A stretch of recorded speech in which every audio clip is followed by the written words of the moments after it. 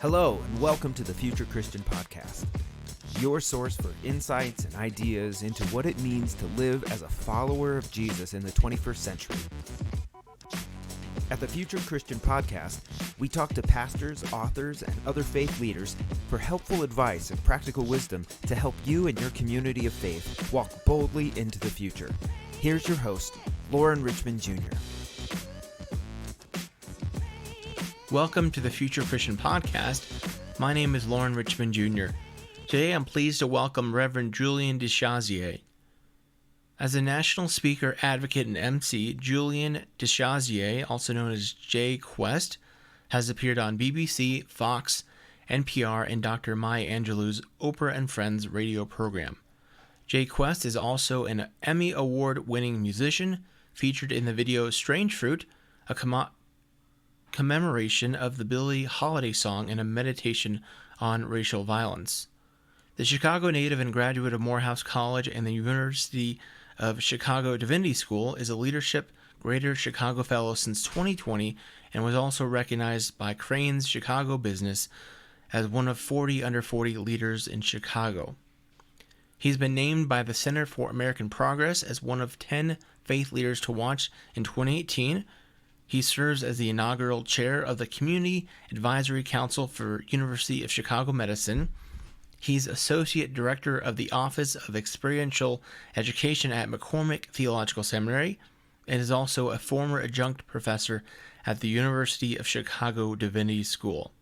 In 2021, Julian was inducted into the Morehouse College Martin Luther King Jr. International Chapel Board of Preachers.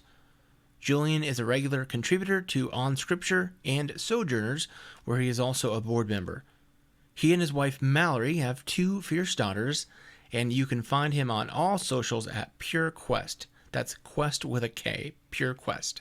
So let's welcome Julian to the show. What else would you like our listeners to know about you? I think that's enough, don't you? Like I'm going through this pandemic reality with all of us right now, with daughters here, and I'm a teacher. I got to add that to the bio. I'm a school teacher right now. Really? With these kids. Yeah. Right. So well, this is the first day in it feels like a long time I'm without kids, and I don't have to worry about kids interrupting. If you listen, perhaps some of my longtime listeners will know there's a few instances or episodes of kids making a vocal appearance in the podcast for sure. Oh, they might end up in this one, so don't, Yeah. as long as I know I'm safe here. All right, good. Yeah. Good. Yeah, you're safe here. Today is also, as we're recording this, St. Patrick's Day. I'm wearing green. You're in Chicago. How close are you to the river? Is it green? I haven't looked today. That's that whole school teaching thing. So I haven't looked yet, but I'll be outside, after this, and we'll be able to kind of see what's going on. I'm sure it's green though. Come on now. This is Chicago on St. Patrick's Day. It's green. Yeah. Awesome. That's a safe bet. Well, tell our listeners a little bit about your spiritual journey, how you came to faith, ministry, all that stuff. Yeah, I'm a kid from the south side of Chicago. That's where I was born and raised, and that's where all of my great influences come from. Raised by a family of women who deeply invested in me the power of faith and the importance of having a faithful journey, but let me make those decisions on my own. And so I think, like most kids, I came into my faith through music, through popular culture. And so I was a Wu-Tang fan, and so I started off as, in Islam, with the 5% Nation of Islam, Black Muslims, because that's where they were. And then when I heard Common, who was, another Southside MC from Chicago, his blending of Islam and Christianity and New Age thinking, all that, it stung me. That's the best way to think about it. It was like a bee sting. It was just like, wow, what is this? Yeah. And so I started to pay attention a lot more to these sacred books and to these cultures and all of that. Christianity was really the one that stuck with me in a very meaningful way, thanks to a youth group that was near me where I was growing up that Mm-hmm. let kids come up and rap and use their voice to do whatever they wanted to do. Like they would Yeah, it yeah. would be like open mic season. And for me, I grew up in hip hop. You know, I'm a child of Mm-hmm. hip hop. I've been writing music before I did anything else. And so having that opportunity first just to get on stage, it was like, all right, well, if Mm-hmm. I can go do something there, I'm gonna go do it.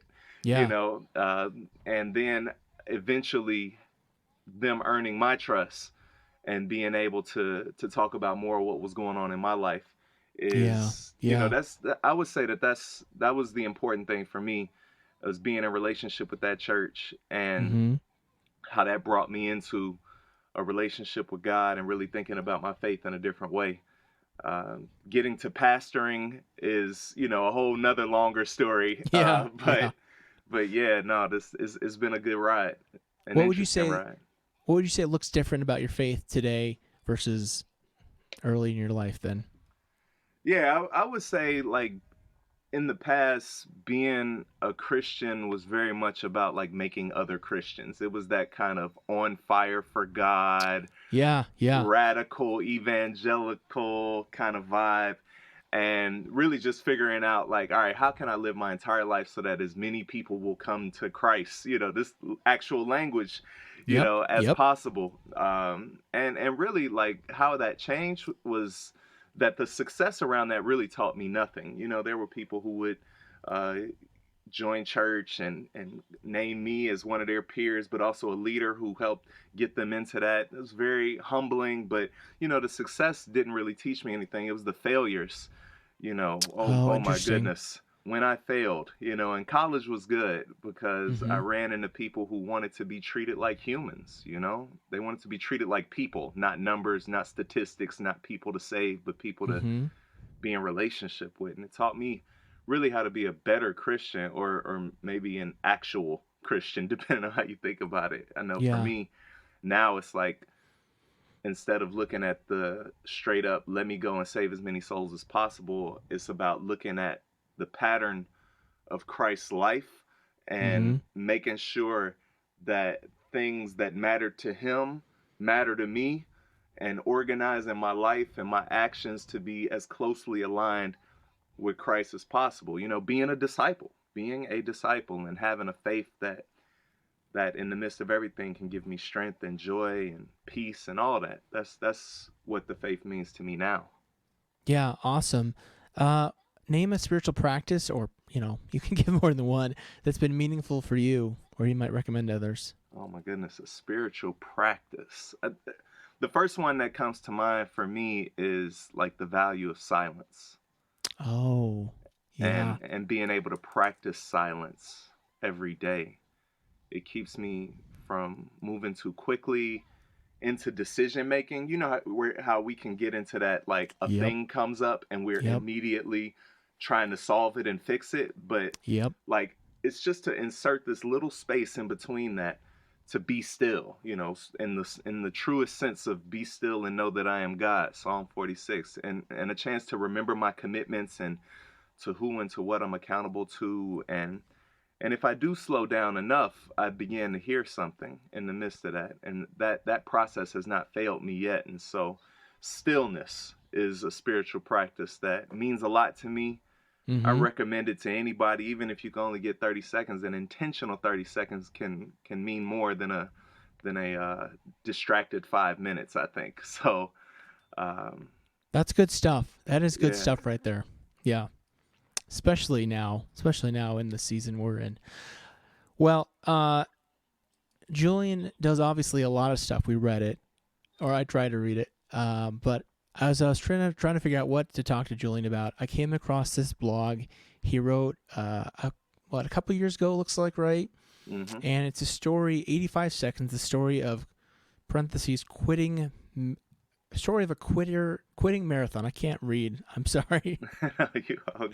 But as I read through this blog, I really connected on some broader themes that as a pastor myself and Julian as a pastor, I really wanted to hear more about, because I saw such a correlation. So Julian, him and I are gonna talk through some of these.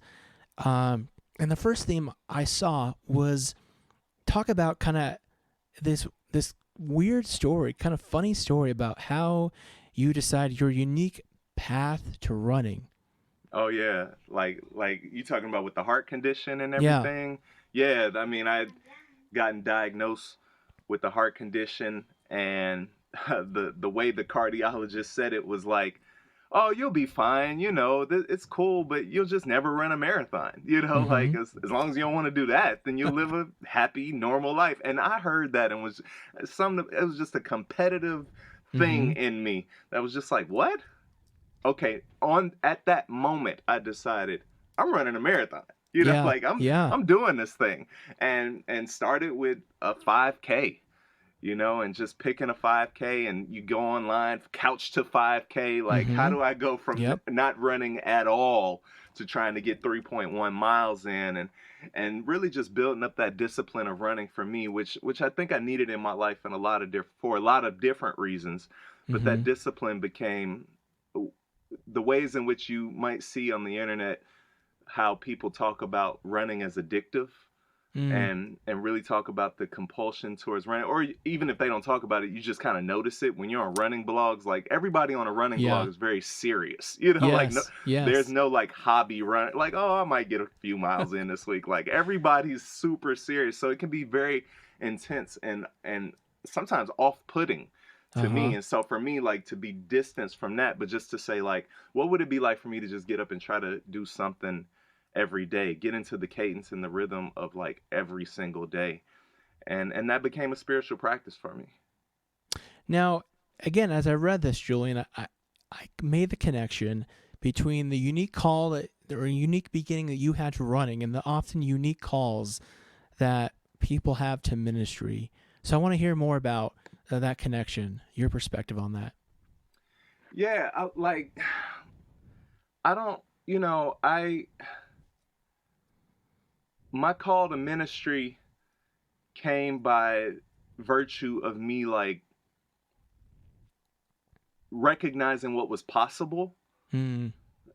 recognizing what mattered to me in the world. I just started to pay attention to like what mattered to me, what was I focusing on just a little bit more than everything else. Mm-hmm. And that kind of told me that maybe my vocation has something to do with that thing, Ah. and so like just tending to the things that were gnawing at me, that were Mm-hmm. haunting me, Yeah. either, Yeah. and in the truest sense of haunt, like keep you from sleeping at night and wake you up True. real Yeah. early in the morning, like I Yeah. think that, and running kind of hit me in the same way. Like there were other activities and things like exercise kind of stuff.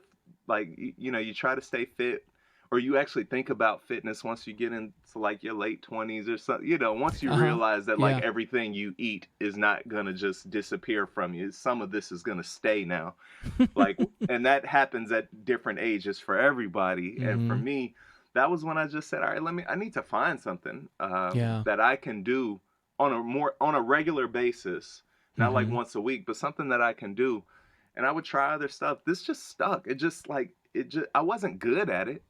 Mm-hmm. Much like I was not good at ministry, I don't think, when I first started, but Sure. I had a deep passion. I wanted to Yeah. learn from other people. And that became like the willingness to learn and the willingness to keep at it, Yeah. and always be questioning how I was doing it, whether it was form or anything. So I can see how you would read that and see the parallels between this and ministry for Yeah. sure. Yeah, Yeah. absolutely. So I want to keep going with this metaphor here. Okay. Heart conditions. So you talk about what if you read the blog, you kind of question whether the doctor was legit in his diagnosis. But again, it got me thinking about that idea of our real limitations in ministry and in life versus bad ministry advice or bad advice from a mentor or a coach. Right. How do you balance those? I mean, you really never know which is which until Yeah. you have Right. until you know yourself. Yeah. And So then good. once you know yourself, then when you hear somebody speaking against that self, which you know to be true, Mm-hmm. like for me, I grew up in one church, that church I described, I grew up in that, And then the way I left that church and ended up in different denomination was because at one point a leader in that church said, well, you know, we think you have real talent and skill for ministry, but when you're ready to get that music stuff up and get serious, let me know. And we got something for you, right? Now, they thought they were offering me a job. Now, but for me, I immediately recognized, because I knew the sense of music, that was so central to my identity, that whatever I was doing, I was not going to be able to lose that. So when I heard them say that, I knew, okay, this is bad advice. This is not like wise sage advice. This is advice from somebody who does not see me, and I need to be careful about that.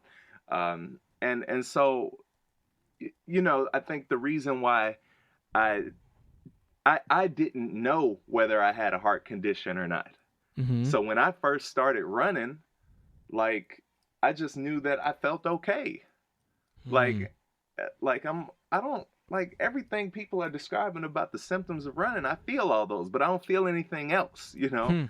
So it's like, I guess I'm just getting in shape. I'll keep the fact that I might have a heart condition in the back of my mind. And I still do that to this day, but let me continue to push and train. And the moment I feel something that's irregular, the moment that I feel something dangerous, knowing my body, I'm going to stop. I mean, like, the truth is, I was ready to stop the moment I started running that marathon. Like, on that day, I knew that there was a chance that I might not finish that marathon if I felt something. I was ready to stop if it got dangerous. So I think whether the advice is sage or questionable or outright bad, that comes from us listening to ourselves and listening to our own spirits and our own bodies, and then weighing that against, like, the truth that they are trying to share must match or be cohesive and harmonious with the truth that we know about ourselves already. So much good stuff right there. So much good stuff. You talk about, like, you know, I ran a couple marathons, and, you know, you talk about in your blog, like, you kind of go out, you got to go out for those long runs, like once a week at least. You go out for these 3, 4, depending how slow you are, sometimes 5 hour long runs, and that takes you away from family, from friends, from relationships. And man, once you know it, ministry does the same thing. Talk about, we're both fathers, family men. Talk about the sacrifice of family, and how do you balance that? You talking in your blog about the struggle of balancing running with your family. Yeah, I couldn't have run my first, second, or third marathon or have made it one day in ministry without my wife being cool with it, you know, and being a partner in that journey.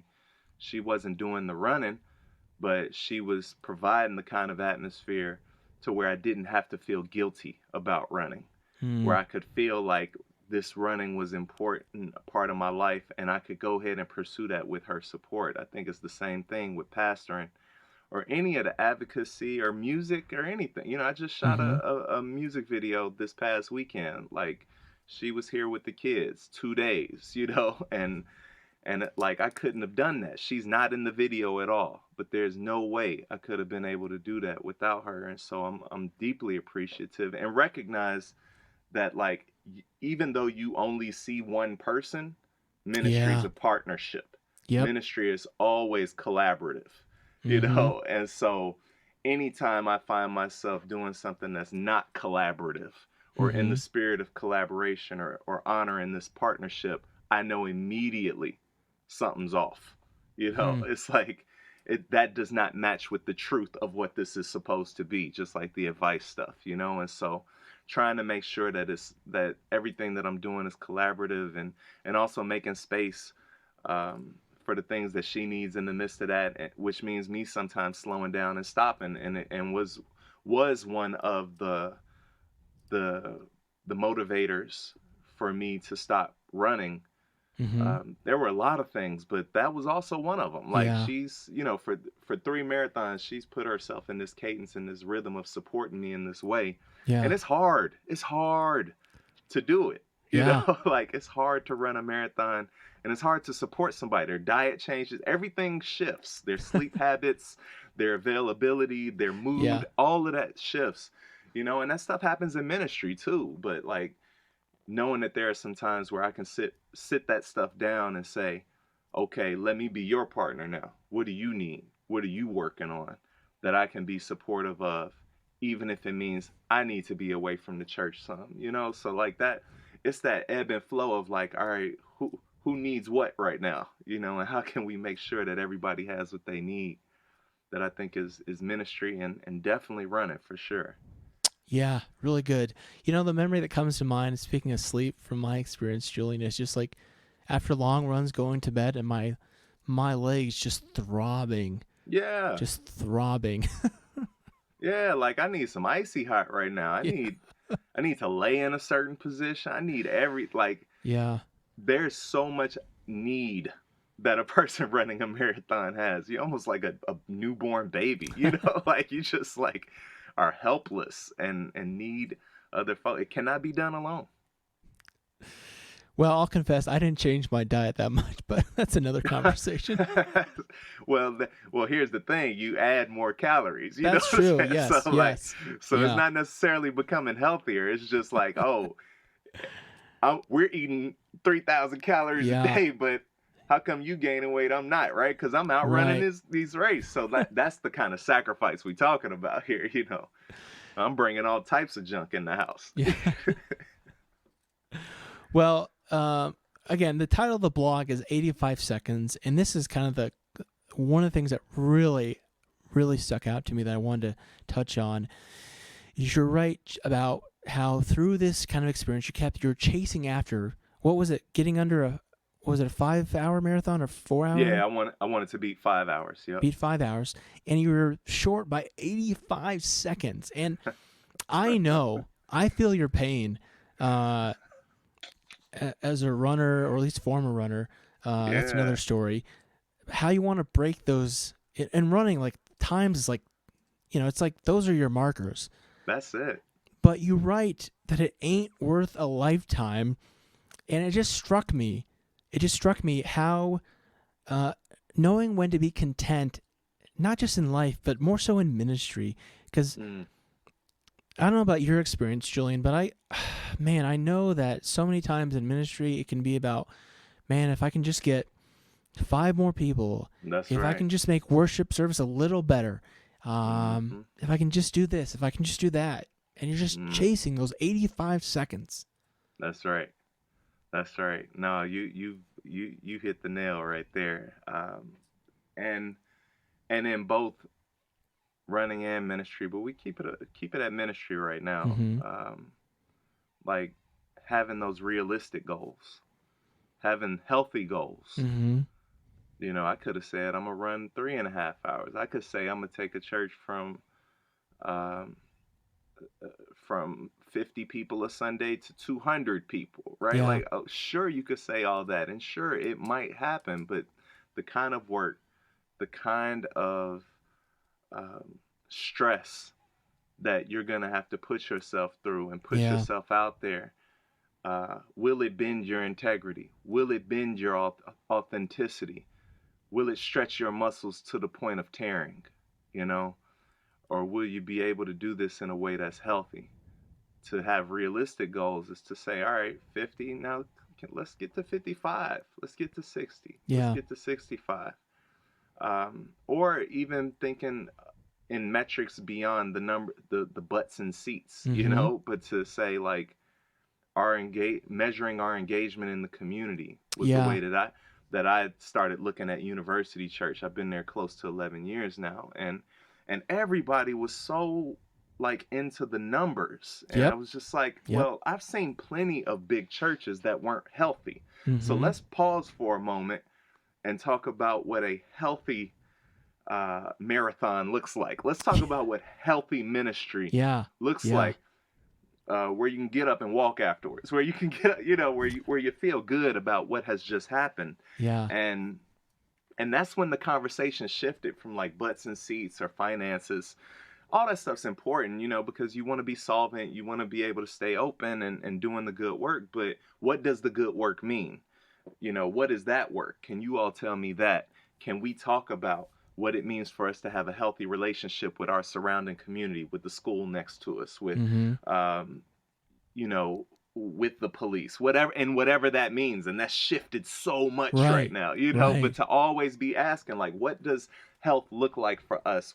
How do our values match up with our work? And when that stuff happens, then all the progress, even if it's one person, we can stop and pause and celebrate in the midst of that. And so being able to celebrate progress in the midst of doing good work, I think, is more healthy than crossing the finish line on a lot of big goals that may not be the thing that we need to be working on right now. Yeah, so good. Well, you use the phrase feeling good about what happened, and it sparked in my mind the second marathon, and unfortunately the last marathon I ran. I swear, like, I hit the wall at 10 miles. Like, I hurt the last, 20 miles. And literally, mile 24, I'm just like, I cannot run anymore. And I walked the last 2 miles, and I hated every step. That's and right. My goodness. I did not feel good about what happened. Walking in a marathon is like crawling. Crawling on your back. It's it just feels like the worst thing in the world. Right. I was so mad crossing the finish line. Somebody, they're like, "Whoa, here's Lauren Richmond." I'm just like, shut up. Yeah, that's right. But talk about the toll on your mind, your body, and your spirit in ministry. Because the toll of that marathon and that marathon training had taken on me, and it, probably was related to the reason I can't really run anymore at that length, because of some back issues. But that speaks to the toll that marathoning and ministry has on you. So how have you experienced that? Yeah, when it comes to running, I think, wow, you've really got something on this metaphor here. Running and ministry. It's your metaphor, man. I'm just bringing it out of you. Oh, I guess you're right, Lauren. I guess you're right here. But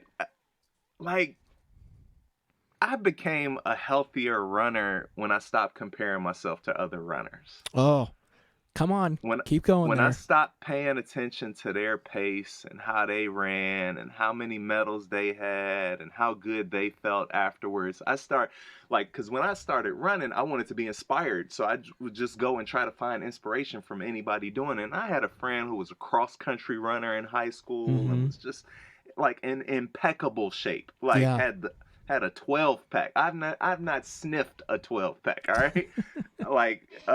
And so I was following him at first, and and I was hurting myself.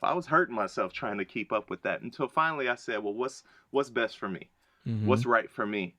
And realized I weigh 70 more pounds than him. I shouldn't be looking or thinking about him at all, you know?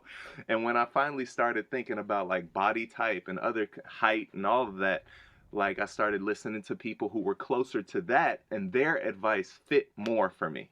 Their advice worked because their body was my body, And so even listening to folks who were exercising with heart conditions and how they paced themselves and how they had to continuously be monitoring their body on a regular basis, it helped me, And I think the same thing is true for ministry. You could look at the church down the street.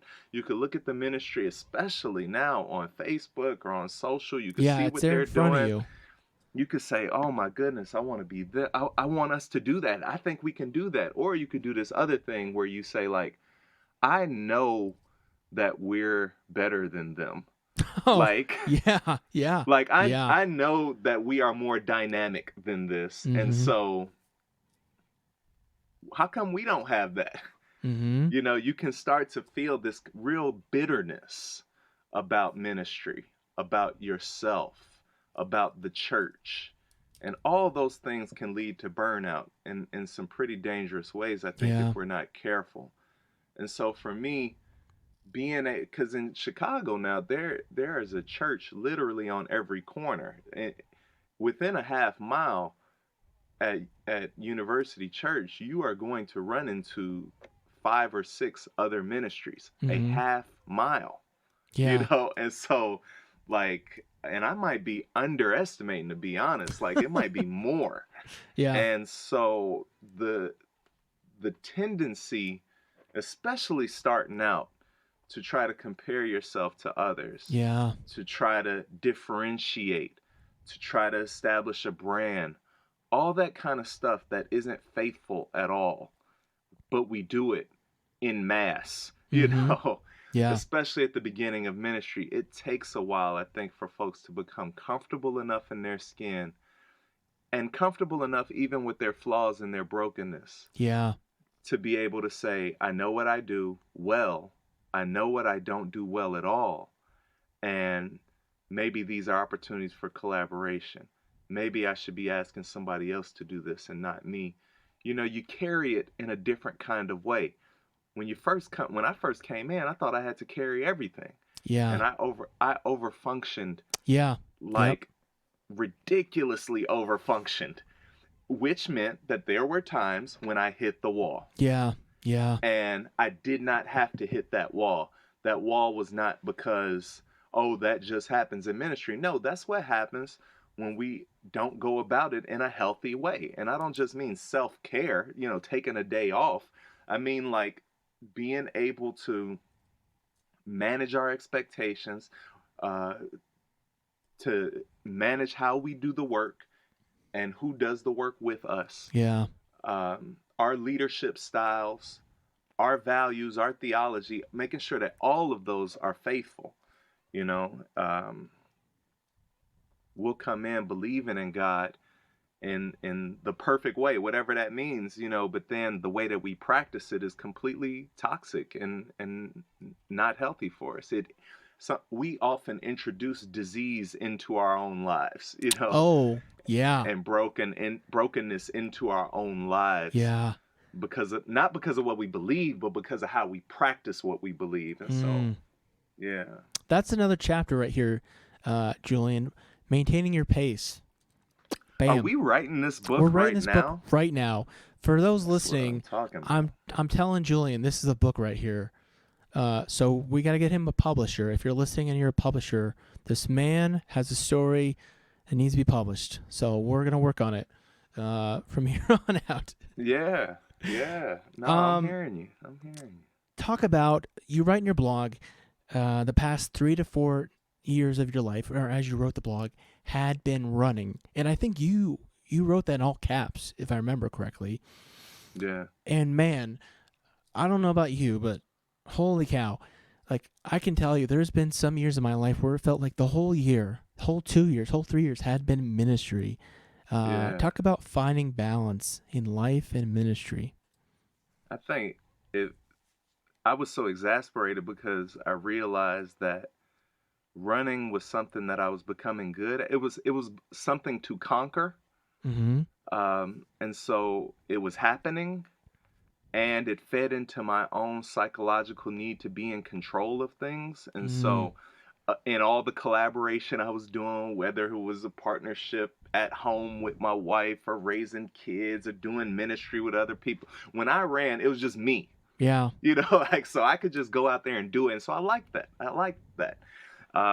Because I needed a space in my life for that. But Sure. I really had to ask a different kind of question, which was, what brings you life? And when I felt tired, I had to ask, what brings me life? And when I asked that question, running did not come up. Oh, wow. It wasn't even in like the top 3. It was it was cool, but it wasn't like life-giving. It wasn't life-sucking, but it wasn't life-giving, Yeah. In the same way that, I hadn't released an album in years. Mm-hmm. You heard the gaps in time between in that discography, Yeah. And at this point it had been 3 or 4 years since I had released something, and realized that this coincides with my last album when I was running was in June 2010, and I started running. My first 5K I ran in September 2010, Mm-hmm. and I had released no music since then. Wow. Right? Like, and so like it was like time for me to say, no, I'm not here to run races, even if I'm winning them, which I never will, by the way. Right. I'll never win, no matter how hard I work on this. I'll never win this. Yeah. So like it's time for me to start thinking, like, I ain't making no money doing this. I'm spending money doing this. You Mm-hmm. know, running can be expensive, you know? Like, I'm spending money Yeah, doing shoes this. are not cheap. For those And in it's- doubt, shoes are not cheap. Like $120 for some shoes that don't even look good. You know, like ugly shoes. You know, like not even like some fancy fashion stuff. But Yeah. you know, so for me it was like, what brings you life? I had to ask that question of myself. Like, what brings you life? And I think that happens for me now more regularly since I learned to ask that about running. But to say like, what brings you life, Julian? Is this ministry bringing you life right now? And if it's not, how can we pause for a second Yeah. and either switch up how it's being done or what's being done so that it can be life-giving for me too? I think the biggest lie about ministry, the biggest myth about ministry is that we are put here to suffer. You know, and that there's valor in our suffering, and that the more you hate this thing, probably the better the work you're doing. The more tired you are, that means you're really doing good work. And like, no, like that's not the idea of this. This is supposed to be life-giving Mm-hmm. for us, even as we are helping to give life for others and offer life to the communities and people who we and God loves. Like, no, this should be life-giving. Like, pastors should feel joy. You deserve joy. Yeah. You deserve peace. You Yeah. deserve comfort. You know, this isn't prosperity gospel. I'm not saying you deserve a Lamborghini. I'm saying you deserve joy. Mm-hmm. Like, you deserve peace. You deserve pleasure. You deserve those things. And so don't deny them out of a sense of being the suffering servant, Yeah. you know, because that's not good theology. That's not a good reading of Isaiah or the Gospels. There you know? go. And There you go. And so, you know, when I knew that running didn't bring me joy anymore, I knew that even if I kept doing it, and I'll still run a few miles every once in a while. I've been on the bike lately, but it's the same Mhm. thing with the bike. You know, like I'm not gonna be so locked into it that I can't walk away if it doesn't bring me joy. I'm not chasing anything on it. Yeah. If the moment it stops being fun, I'm gonna stop doing it. You know, and so I think in some ways that ministry is not necessarily that cut and dry, where it's Mhm. like, oh, the moment ministry isn't fun, because that's a lot of times when it's not Yeah. fun. Yeah. You know, but the reality is that that's no different for a doctor or a lawyer, or you know, I'm thankful to be in relationships with folks who are all over the place in corporate ladders and doing incredible work, and it's like the work's not fun sometimes. It's not fun. Yeah. It doesn't bring pleasure. It makes you tired. It makes you stressed out. But the moment that it stops being life-giving, we have to Mhm. pause and say, all right, something's got to change here. I got to shift something here. And so I think that's ministry and everything else. There's good stuff here. J.Kwest.com. You can find out more, find this blog and more about his work. Julian, let's take a break and we'll come back with some closing questions. All right, we're back with Reverend Julian DeShazier. And I'll ask you some closing questions. You can take these as seriously or not as you'd like to. Okay. If you're Pope for a day, what do you want to do? What's that day like? That kind of thing. Oh, my goodness. It's such a great segue. I like a good sharp transition Yeah. out of a serious conversation. If you were Pope for a day, like I don't know, Lauren, I couldn't get anything done in a day. I would love him to go talk to his Catholic. I would love as Pope to go talk to my Catholic president and talk about immigration and all of that stuff, you know, but Mm-hmm. that's not a day. Like if I had a day, I want to know like all the Vatican secrets. Yeah. I sure. know they got some secrets. I know like Yeah. they know where the UFOs are. They know everything. I want the secrets and I want the special meals that the Pope eats. Yeah. Like, like I know they got a special cut of the burger or something that only the Pope gets. I know it's something. Yeah. I want the Pope's recipe. I mean, That's what I want. Besides the president of the United States, I mean, who else would eat that good, right?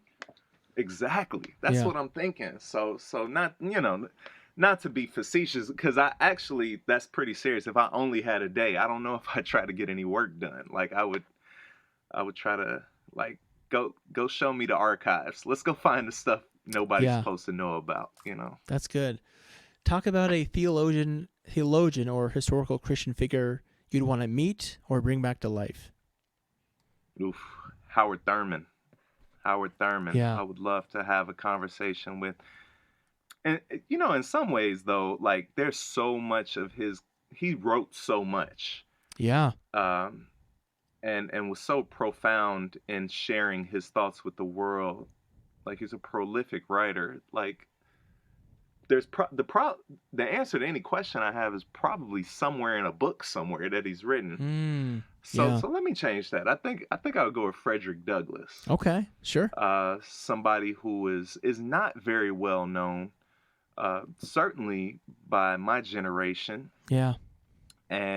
Or by Black people. Like I don't think a lot of people. I think you kind of know Frederick Douglass. As this old guy with this gray hair. Like the picture. Yeah. But like that he was a slave and changed his name and used to fight people who were trying to pull him off the train. I just finished his biography a few months ago. The 900-page biography. Wow. And that left me like, I want to know this brother. Like this Frederick Douglass, especially the conversations like Abraham Lincoln and compelling him to do the things that he did, or convincing him not to do the things that Abraham Lincoln wanted to. He's very close to not even to being nowhere close to on the face of a penny, but being on the very opposite end of American history. Yeah. And so like somebody that influential needs to be known more. I would love to break bread with him, and that would be nice. Nice. What do you think history will remember from our current time and place? Our manic devotion to things. Manic in the sense of like, we'll be at the rally going crazy for Black Lives Matter, and then like 3 months later, nobody's talking about it. From a thing that kept you up at night, had people crying and putting all kind of stuff, all types of sermon, everything was just all around this. And in 90 days, something that meant that much can now mean so little that it is barely even mentioned. I don't know if that's indicative of our times, but it's something that I notice about our times with just the feeding of content, like the 24-hour cycle. Yeah. Like it's just always something else to think about. And it means that we care a lot about stuff for a little while. And then not only do we might care about it, but we don't talk about it or put our energy into it or have something else that we think deserves it more. And I think we'll be judged for that, actually. I don't think we'll just be remembered for that. I think we'll be judged for that. Man, so good. So good. Because, I mean, I really see such the same thing. Like, those top-level things that we need to be paying attention to, we can just so easily get distracted by whatever the latest news cycle is. And we fall into that trap.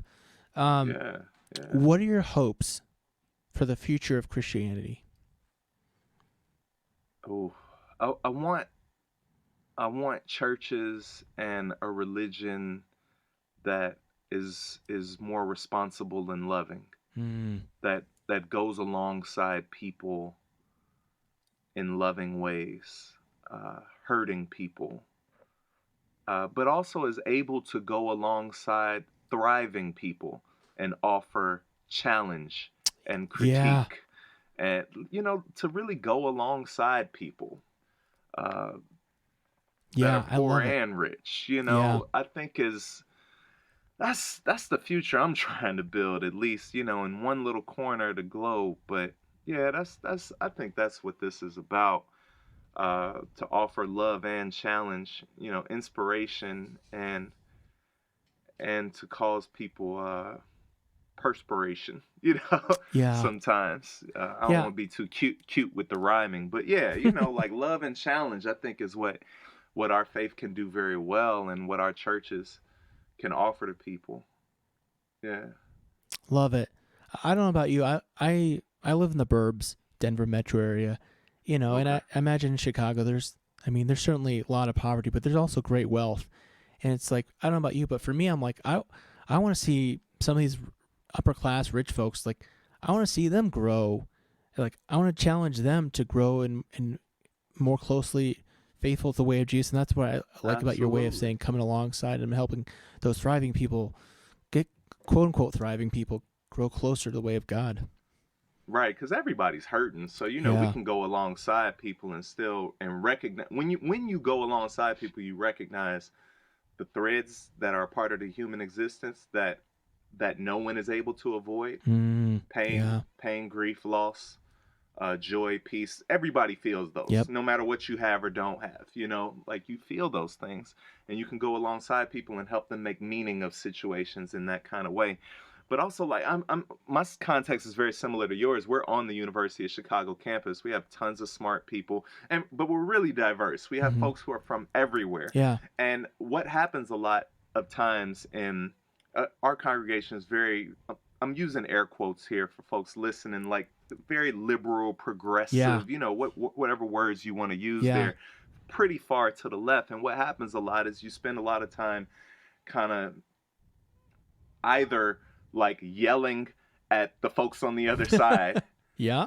or like solely providing care, being a charity arm for those who need it. Mm-hmm. And when I got there, I would notice us on one side and say, okay, what would it mean to do both? Mm-hmm. What would it mean to go alongside these folks who are the perpetrators? Not just yell at them, Wow. but to be in relationship with them in such a way where, yeah, sometimes we're going to yell. You yell in relationships sometimes. That does happen.